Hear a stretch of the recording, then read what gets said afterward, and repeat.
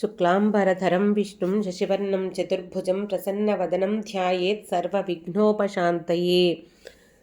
मङ्गलचरणे मङ्गलवदने मङ्गलदायिनि कामाक्षी गुरुगुहजननि कुरु कल्याणं कुञ्जरजननि कामाक्षी हिमगिरितनये मम हृदि निलये सज्जनसदये कामाक्षी गुरुगुहजननि कुरु कल्याणं कुञ्जरजननि कामाक्षी ग्रहनुतचरणे गृहसुतदायिनि नवनव भवते कामाक्षी गुरुगुहजननि कुरु कल्याणं कुञ्जरजननि कामाक्षी शिवमुखविनुते भवसुखदायिनि नवनव भवते कामाक्षी गुरुगुहजननि कुरु कल्याणं कुञ्जरजननि कामाक्षी भक्तसुमानसतापविनाशिनि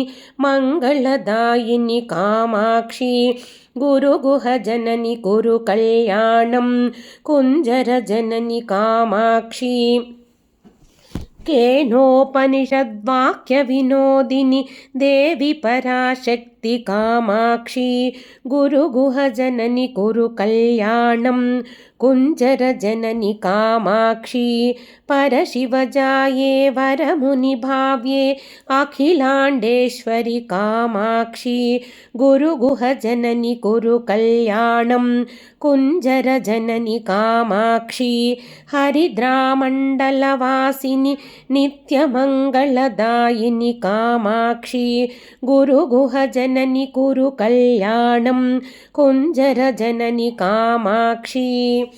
श्री कामाक्षी परदेवताम्बिका परमस्तु।